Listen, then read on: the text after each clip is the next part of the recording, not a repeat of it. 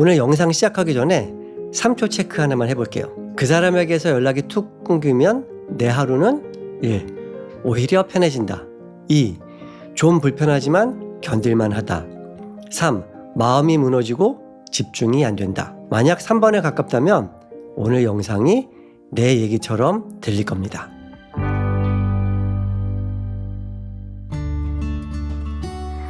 안녕하세요. 뇌가 바뀌면 인생도 바뀝니다. 그 변화를 돕는 뇌과학자 조용상입니다. 혹시 이런 경험 해보신 적 있으신가요?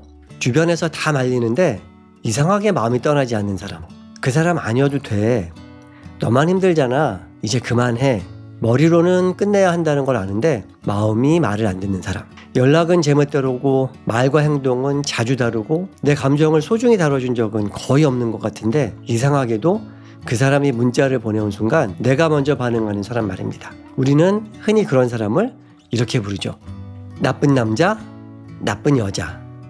그리고 스스로를 다그칩니다. 왜 나는 맨날 이런 사람한테만 꽂히는 걸까? 내가 자존감이 낮아서 그런가? 그런데 뇌과학과 애착 연구의 시선에서 보면 이야기는 조금 다릅니다. 우리는 어린 시절의 관계 경험뿐만 아니라 그 이후 반복된 친밀한 관계 속에서 사람을 사랑하고 불안해하는 방식을 배웁니다. 그리고 그 패턴은 성인이 된 뒤에도 자동으로 켜질 수 있습니다. 어떤 사람에게는 안정감보다 긴장과 불안이 더 끌림처럼 느껴지기도 합니다. SNS에서 이런 설명 많이 보셨을 겁니다. 나쁜 남자는 예측 불가능해서 도파민이 폭발한다. 두려움이 설렘으로 바뀐다. 이런 말들은 일부 현상을 그럴듯하게 포장하긴 합니다. 여기서 핵심은 이겁니다. 우리는 사랑을 감정으로만 배우지 않습니다. 사랑을 해석하는 방식을 배웁니다. 애착이론에서는 그 해석의 틀을 내적 작동 모델이라고 부릅니다. 내가 힘들 때 가까운 사람은 대체로 어떻게 반응했지? 내가 안전하게 기대도 되는 사람일까? 이런 기본 설정 말입니다. 특히 애착 불안이 높은 사람은 상대가 일관되지 않거나 예측하기 어려울 때 거절 신호에 더 민감해지고 안심과 확인을 더 강하게 원하며 관계 스트레스 상황에서 감정이 더 크게 출렁이기 쉽습니다. 그래서 이런 장면이 생깁니다. 안정적이고 따뜻한 사람이 나타나면 좋은 사람인 건 알겠는데 이상하게 심장이 안 뛴다. 왜 이렇게 밋밋하지? 반대로 연락이 들쑥날쑥하고 뜨겁다 차갑다를 반복하는 사람에게는 긴장과 안도가 뒤섞인 감각이 강하게 켜질 수 있습니다. 여기서 중요한 포인트는 이겁니다. 왜 나는 자꾸 이런 사람만 만나지? 이게 아니라 나는 사랑을 어떤 감정과 연결해 배워왔지? 이 질문이 자기 비난을 줄이고 패턴을 바꾸는 출발점이 됩니다. 가끔 어떤 사람은요, 첫 만남에서 딱 10초 만에 이런 느낌을 줍니다. 뭔가 다르다. 이상하게 눈이 간다. 위험해 보이는데 왜 끌리지? 여기서 알아야 할 개념이 하나 있습니다. 바로 다크 트라이어드란 겁니다.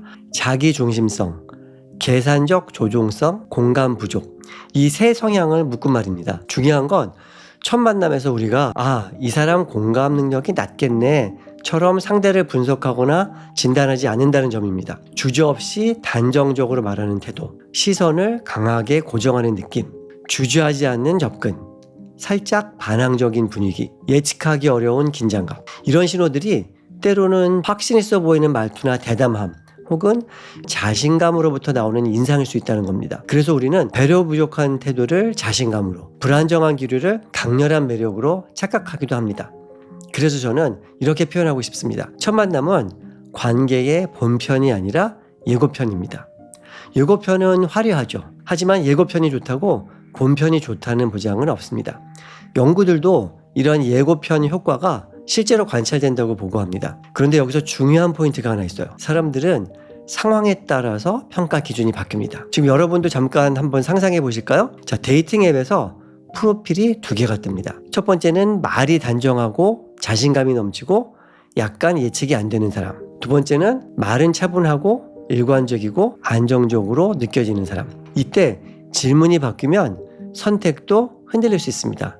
오늘 가볍게 만난다면, 짧은 데이트라면, 결혼 상대라면, 아이의 부모라면. 실제로 일부 실험 연구에서는 짧은 만남, 즉 단기 관계 맥락에서는 대담함이나 강한 인상이 매력으로 점수를 얻는 경우가 있었고, 반대로 결혼이나 부모 역할 같은 장기 관계에 관련된 질문으로 갈수록 더 안정적이고 덜 다크한 프로필이 선호되는 경향이 보고되기도 합니다. 그래서 여기서 우리가 내려야 할 결론은 딱 하나입니다. 적당히 위험한 사람이 무조건 더 매력적이다가 아니라 일부 신호가 첫인상에서 자신감이나 강렬함으로 오인될 수 있다는 거예요. 자, 여기서 잠깐 여러분이 지금 떠올리는 그 사람이 있다면 처음 끌렸던 포인트가 뭐였나요? 말투의 단정함이었나요? 눈빛이었나요? 분위기였나요? 아니면 거리감이었었나요? 그래서 저는 관계를 볼 때 이 질문을 꼭 추가하라고 말씀드리고 싶습니다. 이 사람은 시간이 지나도 태도가 일관적인가? 갈등이 생겼을 때 책임을 지는가? 내 감정을 안전하게 다루는 방식이 있는가? 결국 중요한 건 첫 불꽃의 크기가 아니라 그 사람이 본편에서 어떤 사람인지입니다. 처음에는 카리스마처럼 보였던 게 시간이 지나면 통제처럼 느껴질 수도 있고, 처음엔 자신감처럼 보였던 게 시간이 지나면 공감 부족으로 드러날 수도 있습니다. 반대로 처음엔 밋밋해 보였던 사람이 시간이 지나면서 신뢰가 되어주는 경우도 있죠. 그런데 여기서 다음 질문이 생깁니다. 그럼 어떤 사람은 왜 그 불꽃을 예고편으로 보고 지나가는데 어떤 사람은 왜 거기에 깊이 붙잡힐까? 이런 내면의 목소리 혹시 익숙하신가요? 저 사람 사실 상처가 많아서 그래. 내가 이해해줘야지. 다른 사람들은 다 떠나도 나는 끝까지 옆에 있어주고 싶어. 나만큼 저 사람을 잘하는 사람은 없어. 내가 아니면 누가 저 사람을 지켜주겠어? 겉으로는 따뜻한 헌신처럼 보입니다. 그런데 애착과 자기 개념 관점에서 보면 여기에는 종종 두 가지가 겹칩니다. 내가 고쳐져야 한다는 마음, 관계가 버텨져야 내가 같이 있어지는 느낌. 쉽게 말해서 이런 상태예요.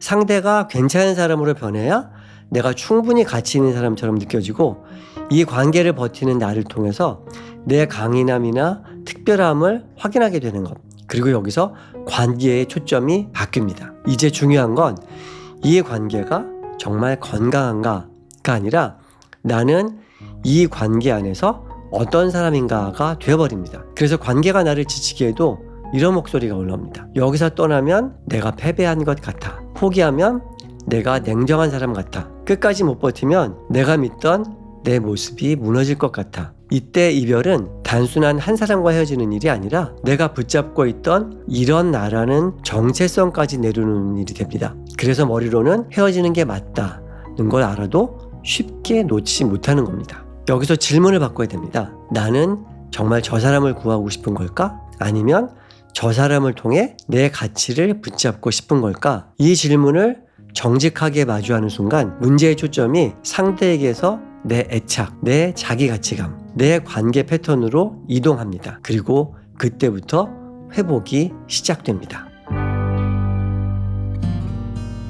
나쁜 남자, 나쁜 여자에게 끌리는 자신을 부끄러워할 필요는 없습니다. 여러분은 지금까지 살아오면서 사랑받는 법, 버티는 법, 관계를 견디는 법을 나름의 방식으로 배워온 겁니다. 다만 그 방식이 지금의 여러분을 더 이상 지켜주지 못할 수도 있다는 것, 그 사실을 알아채리는 순간이 변화의 시작입니다. 여러분의 불안과 집착, 또 그 사람에게 마음이 가버린 나라는 자책은 의지가 약해서가 아니라 익숙한 관계 패턴이 자동으로 반복되기 때문일 수 있습니다. 그래서 이제 필요한 건 부끄러움이 아니라 연습입니다. 나를 흔드는 사랑 대신 나를 편안하게 해주는 사랑을 알아보는 연습, 누군가를 구해서 나를 증명하는 대신 함께 건강하게 관계를 만들어갈 사람을 알아보는 연습, 강렬함만을 사랑이라고 믿는 대신 안전한 관계를 견디고 선택하는 연습. 마음과 관계 패턴은 고정된 운명이 아닙니다. 사람은 반복을 통해 새로운 방식으로 느끼고 해석하고 선택하는 법을 배울 수 있습니다. 여러분의 사랑은 여러분을 소진시키는 시험장이 아니라 안전하게 머물 수 있는 공간이어야 합니다. 이 영상이